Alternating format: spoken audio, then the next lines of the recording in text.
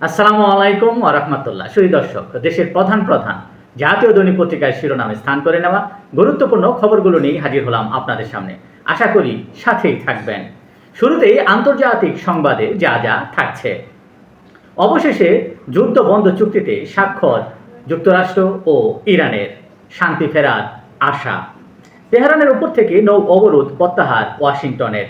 খুলবে হরমুজ প্রণালী, 60 দিনের মধ্যে হবে স্থায়ী চুক্তি। মোটেই সহজ ছিল না, সমালোচনাকারীরা খারাপ মানুষ, মন্তব্য মার্কিন প্রেসিডেন্ট ডোনাল্ড ট্রাম্পের। চাপের কাছে মর্যাদা বিকিয়ে দেয়নি ইরান, মন্তব্য মাসুদ পেজেশকিয়ানের। বিশ্বজুড়ে শান্তি, কমেছে তেলের দাম। যুদ্ধ নিয়ে নিরপেক্ষ থাকায় শি জিনপিং ও পুতিনের প্রশংসা করলেন মার্কিন প্রেসিডেন্ট ডোনাল্ড ট্রাম্প। চুক্তি স্বাক্ষরের পরও শঙ্কা, অর্থনৈতিক মন্দার আশঙ্কা কি ট্রাম্পকে চুক্তিতে বাধ্য করল, প্রশ্ন রাজনৈতিক বিশ্লেষকদের। ট্রাম্প বলেছেন এটি প্রাথমিক চুক্তি, চূড়ান্ত নয়। ব্যর্থ হলে যুক্তরাষ্ট্র আবার বোমা বর্ষণে ফিরে যেতে পারে।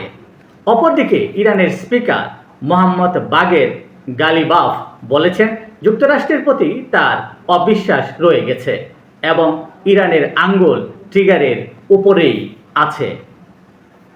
লেবাননে হিজবুল্লাহকে সামলাবে সিরিয়া, ইসরায়েলকে উদ্দেশ্য করে একথা বলেন মার্কিন প্রেসিডেন্ট ডোনাল্ড ট্রাম্প। ইউক্রেন পুড়লে মস্কো পূর্বে, জেলেনস্কির হুঁশিয়ারি।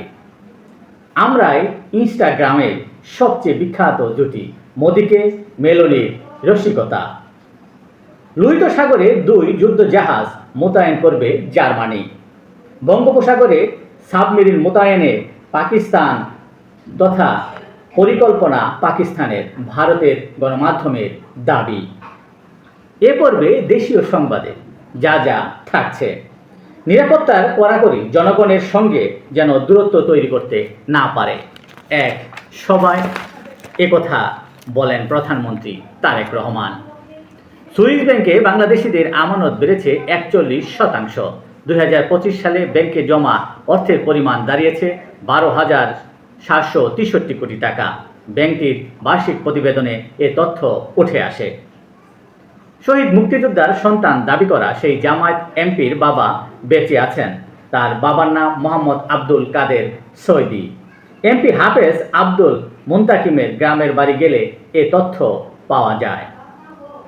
2,500 আসামি ধরতে গিয়ে গণপিটুনির শিকার ডিবির 3 সদস্য। লাখ ছাড়ালো হামের রোগী, আরও 5 শিশুর মৃত্যু। মাটি অপসারণে পদ্মা সেতুর কোনো ঝুঁকি নেই বলে জানিয়েছেন সড়ক মন্ত্রী। পরিমণি কাণ্ডে এডিসি সাকলাইনকে বাধ্যতামূলক অবসর, প্রজ্ঞাপন জারি। এ পর্বে থাকছে বিশ্বকাপ ফুটবলের খবর। কাতারকে 6 গোলে হারিয়ে ইতিহাস কানাডার, ড্রেসিং রুমে ছুটে গেলেন প্রধানমন্ত্রী। 6 গোল, হ্যাটট্রিক, 2 লাল কার্ড, পা ভাঙাসহ কানাডা কাতারের নাটকীয় ম্যাচ। 10 জনের বসনিয়ার বিপক্ষে বড় ব্যবধানে জিতল সুইজারল্যান্ড।